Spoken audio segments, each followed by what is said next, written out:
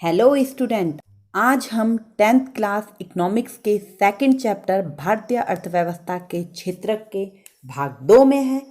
अभी तक हमने क्षेत्रकों में ऐतिहासिक परिवर्तन पढ़ा। अब आगे हम पढ़ेंगे भारत में प्राथमिक, द्वितीयक और तृतीयक क्षेत्रक। यहाँ पर आप अपनी बुक में एक आरेख को देख रहे होंगे जिसमें 1973 से 2003 तक का ग्राफ बना रखा है। आप देखेंगे कि कैसे तीनों क्षेत्रकों द्वारा उत्पादित वस्तु और सेवाओं को एक ग्राफ दिखा रहा है और 1973 की अपेक्षा 2003 को हम देखेंगे। 2003 में हम देखेंगे तो तृतीय क्षेत्र, टर्सरी सेक्टर जिसे कहते हैं, उसमें वृद्धि हुई है, उसके उत्पादन में वृद्धि हुई। यहाँ पर आपको मैं कुछ क्वेश्चन दे रही हूँ, जैसे 1973 में सबसे बड़ा उत्पादक क्षेत्र कौन था? कमेंट बॉक्स में लिखिए। 2003 में सबसे बड़ा उत्पादक क्षेत्र कौन था, ये बताइए। और 2020 में भारत की जीडीपी क्या है? अब यहाँ पर सवाल ये उत्पन्न होता है कि उत्पादन में तृतीय क्षेत्र का जो ये महत्व है, ये कैसे बढ़ता जा रहा है।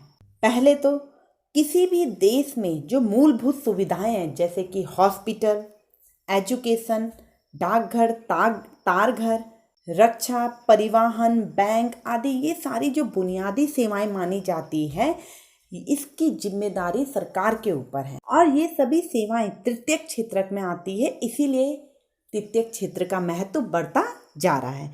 दूसरा, कृषि एवं उद्योगों के विकास से परिवहन का, व्यापार का, स्टोरेज का, इन सेवाओं का भी विकास हुआ है। जैसे कि अगर आपके खेत में इस बार चने की दाल का बहुत ज़्यादा प्रोडक्शन हुआ है तो आप उससे फैक्ट्री में बेसन बनवाएंगे।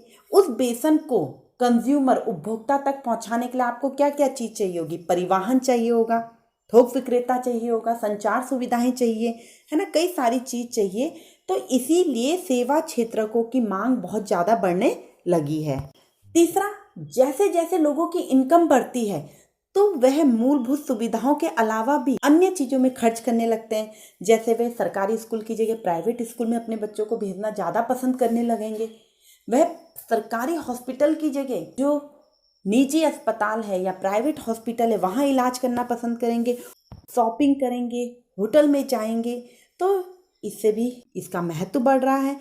चौथा, इन सब चीज़ों के लिए सूचना और संचार टेक्नोलॉजी का, हम जितना ज़्यादा नई टेक्नोलॉजी का यूज़ करेंगे उतना तरक्की होगी। और आज के समय में ये संचार सुविधा सेवाओं की, नेट की, इंटरनेट, साइबर कैफ़े, एटीएम, ये सब आप देख रहे होंगे, इसका कितना ज़्यादा बढ़ रहा है।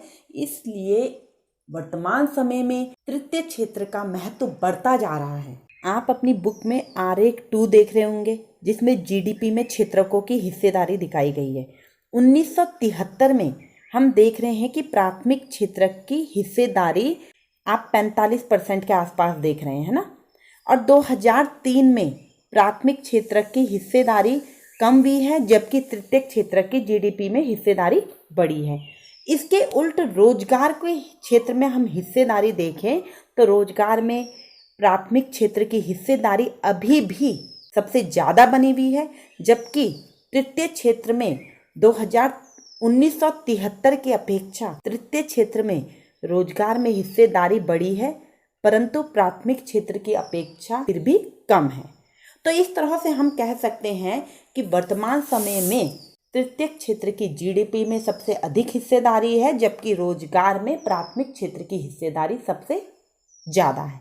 अब जीडीपी में तृतीय क्षेत्र की हिस्सेदारी क्यों ज़्यादा है? क्योंकि बेटा जो तीसरा तृतीय क्षेत्र है वह सर्विस सेक्टर माना जाता है और सर्विस सेक्टर में लगे हुए जो लोग हैं वह अधिकांश इनकम वह प्राप्त करते हैं, उनकी सैलरी औरों से काफ़ी ज़्यादा होती है, इसलिए उनका जीडीपी में ज़्यादा योगदान है। तो देश में हम देखते हैं आधे से अधिक श्रमिक प्राथमिक क्षेत्र में यानी कि कृषि क्षेत्र में काम कर रहे हैं, जिसका जीडीपी में योगदान केवल 1/4 है और इसकी तुलना में द्वितीय और तृतीय क्षेत्र का जीडीपी में हिस्सेदारी 3/4 है। तो क्या इसका ये मतलब है कि कृषि क्षेत्र में लगे हुए श्रमिक अपनी क्षमता से कम उत्पादन कर रहे हैं, या कृषि क्षेत्र में आवश्यकता से अधिक लोग लगे हुए हैं? दूसरे शब्दों में कृषि क्षेत्र में अल्प बेरोजगारी, जिसे प्रच्छन्न बेरोजगारी भी कहते हैं, जो आपने 9th क्लास में भी पढ़ा है कि अगर किसी खेत में काम करने के लिए 5 लोगों की ज़रूरत है और वहाँ 8 लोग काम करने के लिए लगे हुए हैं, तो जो 3 लोग हैं वह क्या है, ज़्यादा है। अगर वह उधर काम नहीं करेंगे तो उत्पादन में कुछ भी ज़्यादा फर्क नहीं पड़ेगा। इसी को प्रच्छन्न बेरोजगारी कहते हैं। अल्प बेरोजगारी ऐसा नहीं है कि केवल कृषि क्षेत्र में ही है, ये अन्य क्षेत्रों में भी हो सकती है।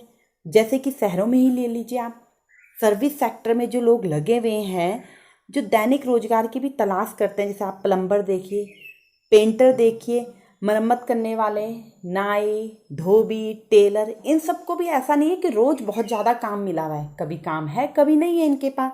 ठेला लगाने वाले को देख लीजिए, कई बार वह पूरा दिन ऐसे ही बिता देता है, कई बार उसकी बहुत अच्छी इनकम हो जाती है। तो यहाँ पर हम क्या अतिरिक्त रोजगार को बढ़ा सकते हैं? क्या हम और रोजगार उत्पन्न कर सकते हैं या उसे बढ़ा सकते हैं? हाँ, हम अतिरिक्त रोजगार का सृजन कर सकते हैं यदि सरकार परिवहन और फसलों के भंडारण पर, यानी कि अगर फसल बहुत अच्छी भी है उस साल, तो उसके लिए स्टोरेज होना चाहिए। सब्जी वगैरह, फल वगैरह का उत्पादन अच्छा हुआ है तो वो खराब ना हो, उसके लिए कोल्ड स्टोर होना चाहिए। जैसे कि आप देखते होंगे बरसात के समय में या अन्य समय में ग्रामीण क्षेत्रों से पहाड़ी क्षेत्रों में अगर उत्पादन सब्जी फलों का अधिक होता है तो वो मार्केट तक नहीं पहुंच पाता, क्योंकि परिवहन की सुविधा बहुत अच्छी नहीं होती, कहीं सड़क की सुविधा नहीं है, सड़क टूट गई तो वह सामान वहीं पड़े पड़े सड़ जाता है और उपभोक्ता के पास नहीं पहुंच पाता। तो सरकार अगर इन सब चीज़ों की व्यवस्था बहुत अच्छे से कर ले तो केवल कृषि क्षेत्र में ही रोजगार नहीं बढ़ेगा, बल्कि परिवहन और व्यापार जैसी सेवाओं में जो लोग लगे हुए हैं वह भी अतिरिक्त रोजगार प्राप्त कर सकेंगे। रोजगार सृजन के, रोजगार को बढ़ावा देने के और तरीके भी हैं। जैसे ग्रामीण या शहरी क्षेत्रों में हम उन उद्योगों को और उन उद्योगों की, उद्योग धंधे और सेवाओं की पहचान करें जो वहाँ के लोगों को रोजगार दे सके, यानी कि लोकल उद्योग धंधे। जितना हम लोकल उद्योग धंधे को बढ़ाएंगे उतना वहाँ के लोगों को, स्थानीय लोगों को रोजगार अधिक मिलेगा। इसी तरह आप क्या जानते हैं कि भारत में विद्यालय जाने की आयु वर्ग में लगभग 20 करोड़ बच्चे हैं। इनमें से लगभग 2/3 ही विद्यालय जाते हैं, शेष विद्यालय नहीं। अधिकतर बच्चे विद्यालय नहीं जाते, वे या तो घर में रहते हैं या कहीं और काम करते हैं अपना पेट पालने के लिए। अगर ये बच्चे भी स्कूल जाने लगे तो हमें और बिल्डिंग की ज़रूरत पड़ेगी, टीचर्स की ज़रूरत पड़ेगी, कर्मचारी की ज़रूरत पड़ेगी। तो अकेले शिक्षा क्षेत्र में लगभग 20 लाख लोगों को रोजगार मिल सकता है। ऐसे ही स्वास्थ्य सुविधाएं, इसकी स्थिति सुधारें हम तो कई सारे डॉक्टरों की, नर्स की, स्वास्थ्य कर्मचारियों की ज़रूरत हमें पड़ेगी, तो रोजगार का सृजन होगा। हम पर्यटन को भी बढ़ावा दे सकते हैं, तब भी रोजगार, वहाँ के लोकल लोगों को रोजगार मिल सकता है। हिल स्टेशनों में, पहाड़ी इलाकों में हम पर्यटन को बढ़ावा दे सकते हैं। जैसे कि आजकल नई योजना होम स्टे, सरकार ने इसको बहुत बढ़ावा दिया है। इसी तरह सरकार अन्य कई तरह की योजनाएं चला रही है, जैसे नरेगा, जिसके अंतर्गत अनुसूचित जनजाति गरीब महिलाओं को रोजगार दिया जाता है। इसी तरह से कौशल विकास कार्यक्रम भी चलाया जा रहा है। कई सारे कार्यक्रमों के द्वारा भी रोजगार का सृजन कर सकते हैं। बच्चों, आज के लिए इतना ही। इसके आगे हम अगले वीडियो में पढ़ेंगे। तब तक के लिए गुड बाय।